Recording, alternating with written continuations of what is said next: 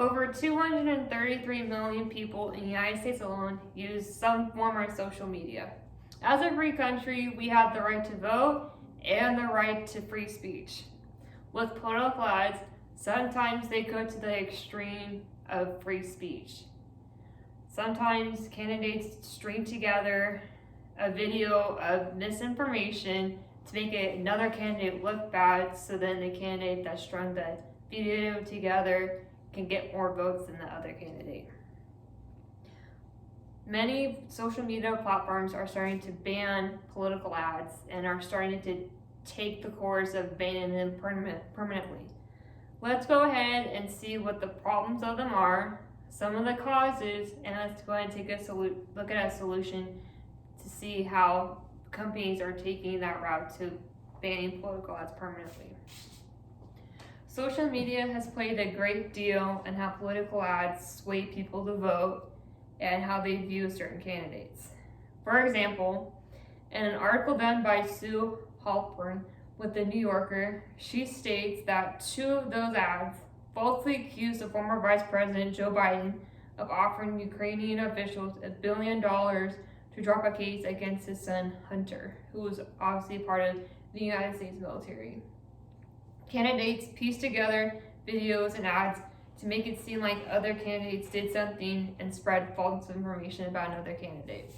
As I said before, this can mess with social media users' minds and make them think that, oh, this person's bad, this person can do no right, and so let's go ahead and vote for the other person, and maybe the other person is not fit for the job.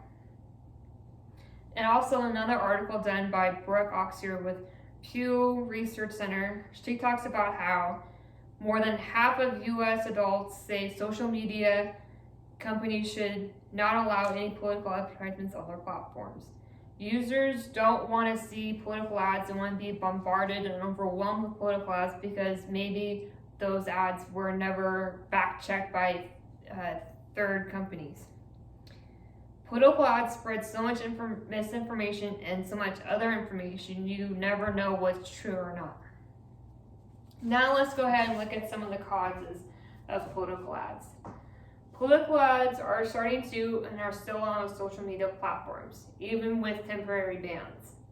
Major companies like Facebook and Google are failing to get a grip on bans as well. An article done by the Duke Today staff after the 2020 election, they found that there is little evidence that either Facebook or Google's bans meaningfully reduce the impact of misinformation. So these two major companies, obviously in the 2016 election and in the 2020 election, swayed who got elected as president those 2 years. Obviously in 2016 we had President Trump elected as president, but with some outside sources start pushing the vote towards him with a lot of misinformation guiding him to get elected as president. Eric Goldman and Irina Raiku from Santa Clara University stated in an article that Facebook initially did little to restrict political ads, but then posed a temporary moratorium on them. So even though major companies such as these do a temporary ban on them, they'll start reeling back the ban and make it seem like, oh, there's no more political bans on their site, when in reality, they're starting to put the political ads back onto the mainstream feed, and many other ads are starting to get back on there as well. Mike Isaac writes in an article for the New York Times that in December 2020, Facebook lifted the ban to allow some advertisers to run political issue and candidacy ads for the January runoff Senate election in the state.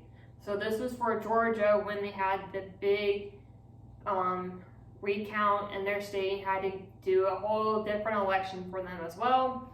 And so Facebook decided to introduce more political ads, which in my last point makes it seem that, oh, they put the temporary ban back on, but then they decided to take it back off, so now they will have more political ads on their site, so then they could sway the vote to go to a different way and go back to the Republican Party and not to where President Biden wasn't supposed to be president.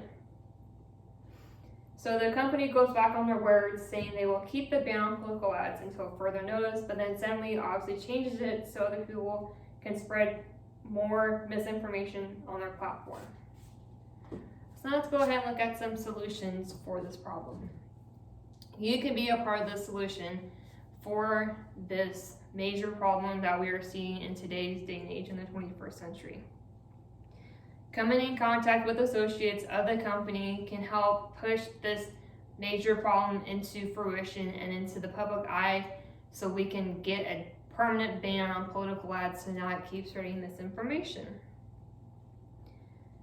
So and then associates of the company can also take it to their head CEO of the company to even further the investigation of political ads to make sure all of their ads are fact-checked with third companies and are making sure that all of these companies are making sure that they're doing their job correctly and that they are getting rid of any political ads that are spreading even more and more misinformation about different candidates, and they are pushing forward information that is good and isn't going to destroy what their motto is.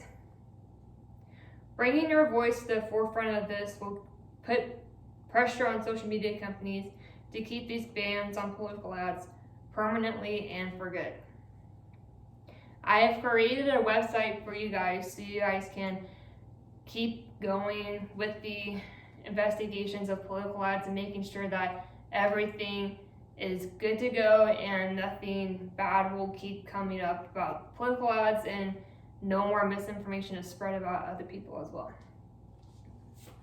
We have seen what political ads have done in the past, what they're still causing now, and one solution or multiple solutions that we can take to do today to get political ads banned permanently. So many of us use social media to keep in contact with friends and family as well, but ads like these and misinformation as such in the ads are taking over, and many of us do not want to see such ads taking over our mainstream feeds, and we don't want to be a part of that, and we don't want to keep pushing that forward as we have seen in the past. Newton Lee once said, "Information is power. Disinformation is abuse of power." Thank you. Well, that's 7:57. And as a public service announcement, as an add-on to my speech, the website that I have created for you guys to do a call to action for is called www.whysocialmediashouldbanpoliticalads.com. And I'll go ahead and link it down below for you guys so you guys can get the link. Okay, there you go.